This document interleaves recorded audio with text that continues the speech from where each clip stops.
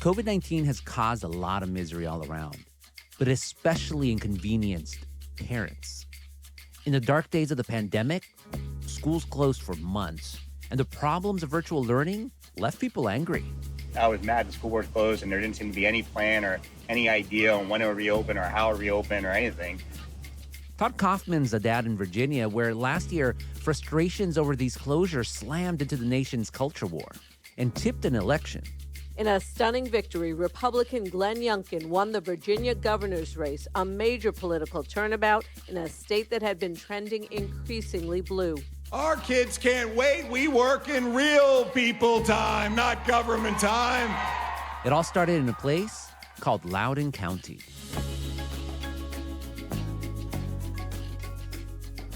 I'm Gustavo Arellano. You're listening to The Times, essential news from the LA Times. It's Monday, August 15th, 2022. Today, how conservative parents in Virginia started a powerful nationwide movement and how Democrats are trying to win this important voting bloc back.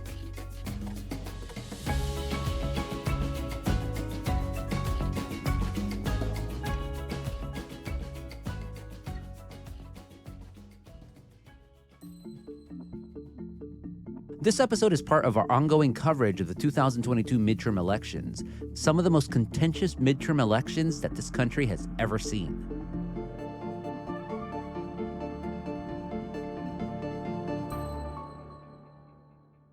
My LA Times colleague and White House reporter Courtney Subramanian has been reporting on parent voters ahead of this year's midterms.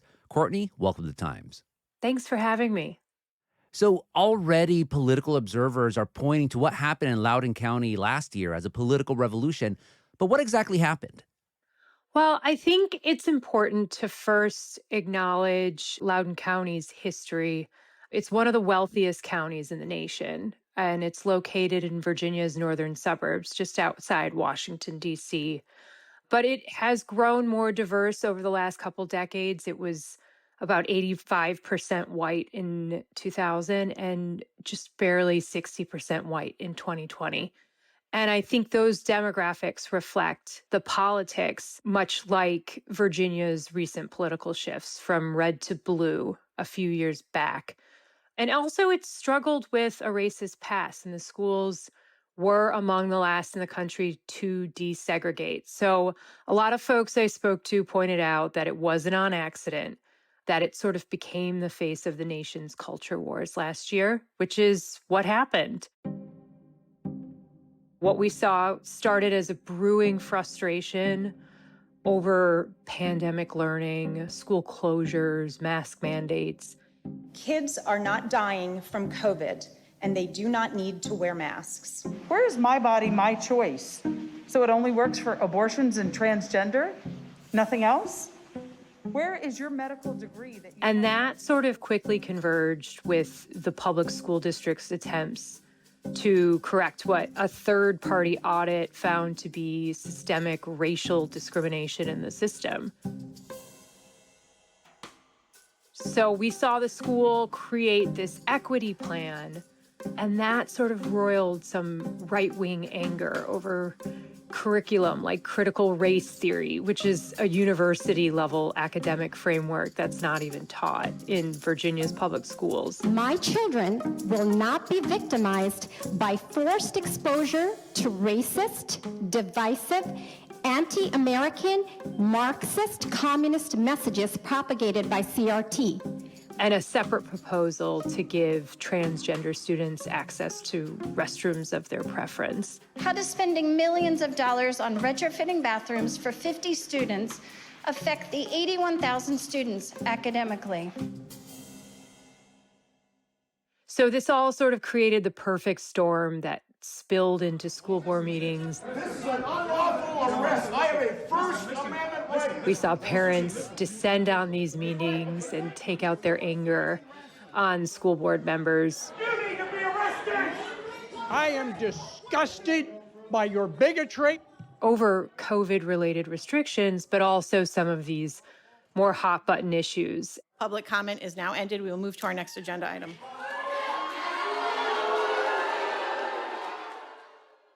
And then these video clips were picked up by conservative media who pointed to these equity proposals as part of, a liberal agenda being thrusted upon them. And that anger coalesced into this idea of parents' rights in schools that became really important in the Virginia governor's race last fall. Definitely. The Republican candidate who is now the governor, Glenn Youngkin, was able to seize on the issue to overcome a Democrat who had already been governor, had a pretty successful tenure there in a state that had shifted from purple to blue when Democrats won control of Virginia's General Assembly in 2019 for the first time in more than 20 years. And in a state that, I should mention, Joe Biden won in 2020. So it took a lot of people by surprise. So this summer, you went back to Loudoun County to see how parents were now feeling. Where'd you go exactly and who'd you talk to? So I met a group of parents in Ashburn, Virginia. I am pulling into One Loudoun, which is a shopping center, very suburban gathering area where I'm meeting a few parents to go over just, what exactly has changed over the last year since they were at the center of the national debate. And I met with Todd Kaufman, who is vice president of a parent advocacy organization called Loudoun for All, which was born out of this whole episode and has been one of the sort of leading voices countering some of the conservative anger on the right. Our first message was simply somebody needs to get the actual facts out there. And I met with Quinn McMichael, who is a parent in Loudoun County, has been a resident for 20 years. I have 2 kids, and one's in elementary and one's in high school. And Robin Bird, who is a lifelong resident of Loudoun, grew up there. In and out my entire life. So from kindergarten to I graduated from Loudoun Valley in 1999. And she came back after college to raise her children there and is a parent of a 6th grader and a 2nd grader. How did the three of them process what had happened at all those angry school board meetings from 2021? I think there was a general sense that they felt like political pawns. There's a political agenda that people aren't aware are happening. It became clear that this was not about Loudoun. This was about a national plan. They heard Loudoun being thrown around on cable news, in national headlines. There was a lot of noise about what parents cared about. And once the dust settled, it seemed that the entire episode represented a very small minority of parents who were concerned about critical race theory and banning certain books and transgender bathrooms. And all three communicated to me that the overwhelming majority really wanted to focus on learning loss from the pandemic and teacher shortages that they're facing and mental health services for their kids. I mean, none of my friends and their kids that are in high school and middle school are worried about books in the library and transgender students in their bathroom. They just want to have an inclusive, safe learning environment. And there was just this urge to defend teachers and dispel some of these talking points around critical race theory and other culture war issues that caused all this animosity towards school board members. We needed somebody to say that because I think people just took it and ran with it and said, all these things like CRT, just a whole bunch of stuff that isn't true about Loudoun and isn't true about our schools, our teachers. Who'd you talk to from the conservative side of this debate? Yeah, I spoke to Ian Pryor, who is executive director for Fight for Our Schools, which is one of the conservative groups that sort of led the charge against Loudoun's school district. I came to Loudoun in February of 2018. Okay.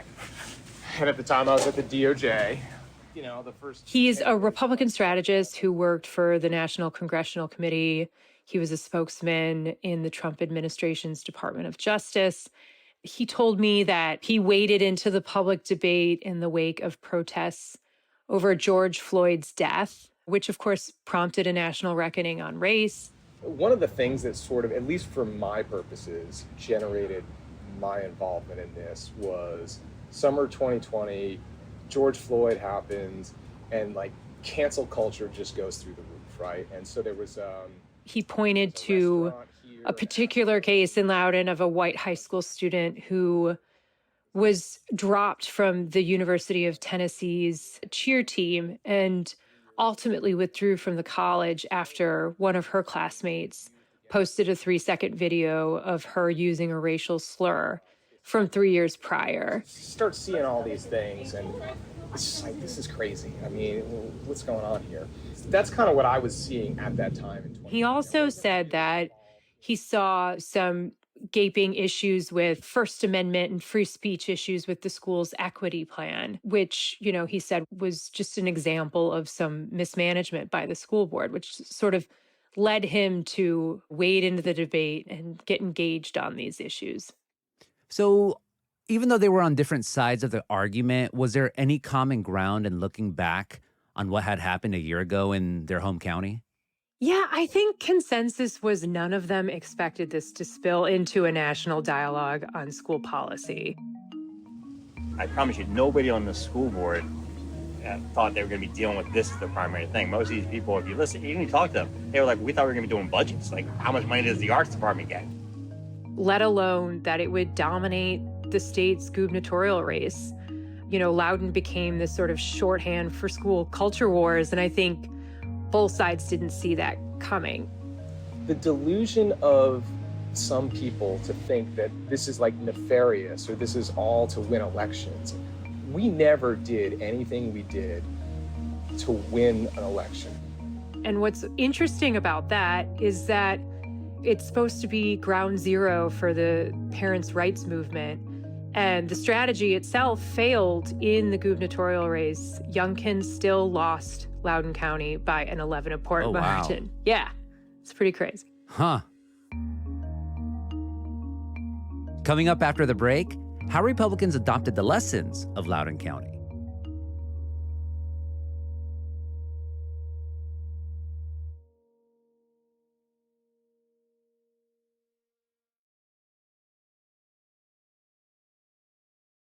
Courtney, you mentioned that Virginia Governor Glenn Youngkin didn't even win Loudoun County last year in his election, but other leaders in the Republican Party nationwide latched onto what had happened there as an example of how to win elsewhere, and they've since started their own education wars all over the country.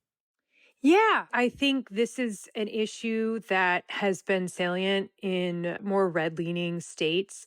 We've seen Florida Governor Ron DeSantis, who is widely considered a presidential contender for 2024, put parent rights and school policies at the center of his agenda in Florida. In Florida, we will make sure that parents can send their kids to school to get an education, not an indoctrination. He's waded into local school board elections. He's passed laws aiming to roll back teacher control, including a law banning school teachers from instruction about sexual orientation and gender identity. The bill prohibits classroom instruction about sexuality or things like transgender in K-3 classrooms. And the state's education department has removed certain math books they said were problematic and dealt with race and social and emotional learning, which conservatives say is a product of the left-wing agenda. I don't care what corporate media outlets say. I don't care what Hollywood says. I don't care what big corporations say. Here I stand. I'm not backing down. We've seen other governors sort of wade into the debate, and a lot of states either introducing or enacting laws to ban instruction of critical race theory, launch school board recall efforts, and there's even been a rise in banning books across 26 states from last July through this March. I remember in the 90s and 2000s, you'd always hear this discussion about like the soccer mom vote, the NASCAR dad vote, and both parties would always be tripping over themselves trying to fight over them. So how big or important is the parent voter bloc today? Definitely. This isn't new. Parents have always been important to both parties. I spoke to a pollster who estimates parents with school-age children will only make up around 26 to 28% of Democratic voters this fall. But you have to remember that this voting bloc overlaps with the all-important voting bloc that both parties are seeking, which is suburban voters. And there's a lot of interesting polls that show that a lot of these congressional battlegrounds up for grabs are full of soccer parents, and they could be a swing voting bloc for both parties this fall. There's a poll that was released in May that found more than 80% of voting parents would be willing to vote for a candidate outside of their political party whose education platform aligns with their views, which, it says something about, especially in today's very partisan landscape, right? Yeah. And what we know about parent voters is shifting. Democrats have traditionally been stronger on education, but a June poll of likely voters in 62 congressional battlegrounds, which could determine who controls the House next year, found that 47% said that they trusted Republicans more on education compared to 43% who said Democrats. And that's a huge shift and should sound alarm bells for Democrats. We've already talked about how COVID energized parent voters last year, but what's driving them right now? I think that's a really important data point that we've seen in polling too. Overwhelming polling has shown that as much as critical race theory and sex ed and other hot button issues are in the news, parents really care more about helping their kids recover from pandemic-related learning loss, mental health services, teacher shortages, and really the one issue uniting most voters in this country, which is the economy. And I think the conversation has changed, right? Like, we're not talking about school closures anymore. We're talking about mass shootings and gun control. We're talking about the rising costs of inflation. We're talking about abortion access in states and this lackluster effort to fix the childcare industry as families pull themselves out of the pandemic. So these are the issues that are animating parents now. I spoke to Katie Paris, a suburban mom based in Ohio, who is an organizer of the left-leaning organization Red, Wine, and Blue. Hi. Oh, sorry, one of my kids just got home from camp. What are you doing? Kissing you.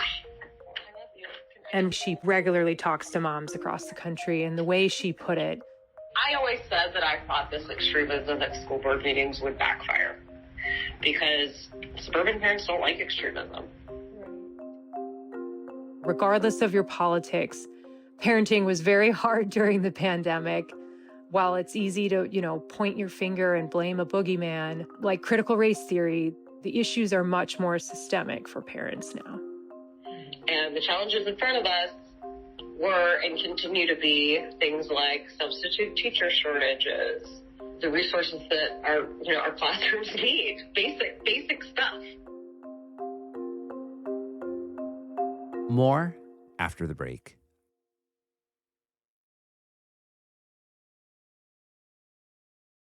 Courtney, the concerns of parent voters seems to have shifted since Republicans got their attention last year. So how are the Democrats responding for this midterm? What are they focusing on now, or what are they not focusing on? Well, there seems to be this implicit recognition that Republicans won on school issues last year within the Democratic Party. And that's what's so interesting about this, is that so much of Biden's domestic agenda was focused on parents when he took office. More than 35 million families could start seeing new payments showing up in their bank accounts from the federal government. Child tax credit money that was part of President Biden's coronavirus relief plan. It was all about benefiting working parents. Lots of COVID relief funding was used to bolster the child care industry. Millions of children and their families. Their lives are about to change for the better. And our country will be better off for it as well. They were pushing for paid family leave and universal pre-kindergarten.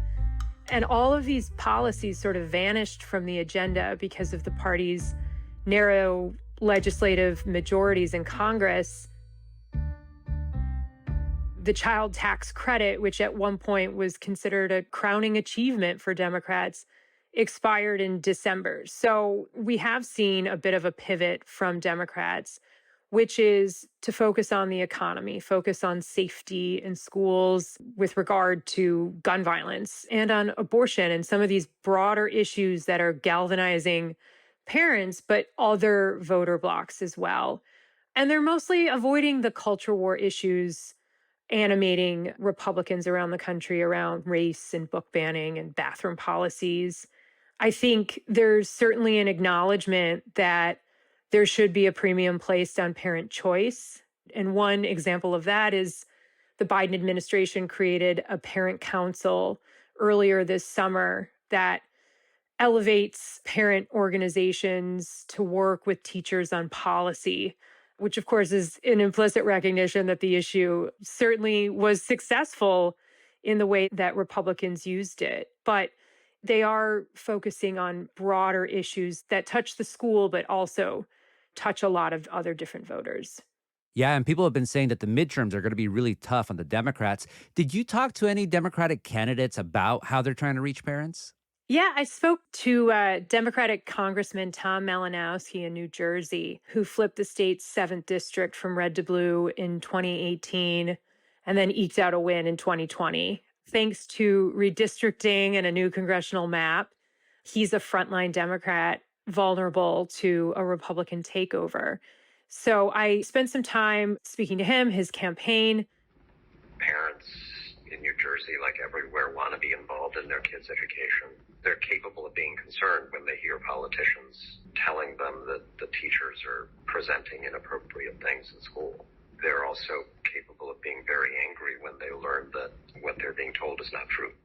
Malinowski told me he's focused more on mental health, on school safety.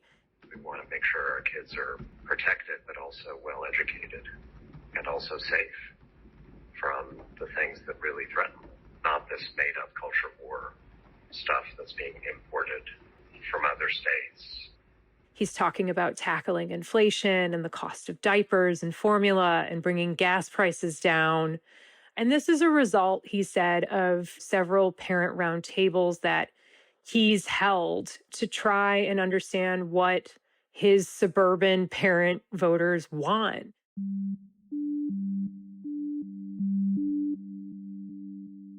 Finally, Courtney, how did those parents from Loudoun County that you talked to, so Todd, Robin, Huynh, Ian, how are they viewing the role of parents in this year's midterms?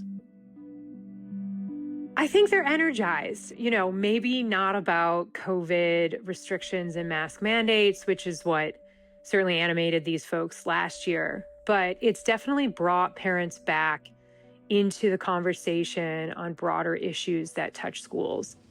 The national conversation has shifted, and so therefore I think the election conversation will also shift. Definitely education and fully funding public schools is an important thing, but I think it's going to be guns, it's going to be Roe, and it's going to be the economy. And even on the conservative side, what's being taught in my school? Is my voice being heard? Am I happy with the way things are managed or being decided on school instruction? It's not just about critical race theory or about books in libraries or about bathroom policies. Those are all part of it.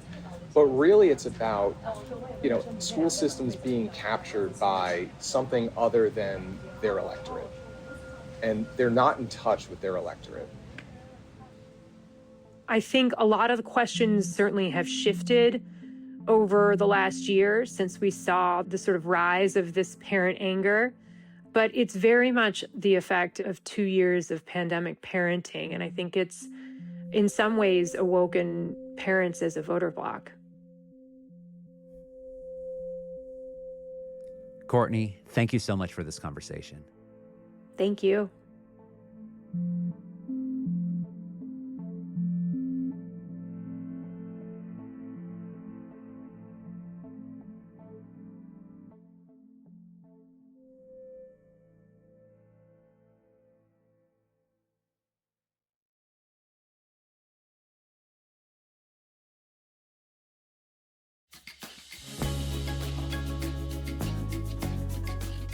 And that's it for this episode of The Times, essential news from the LA Times.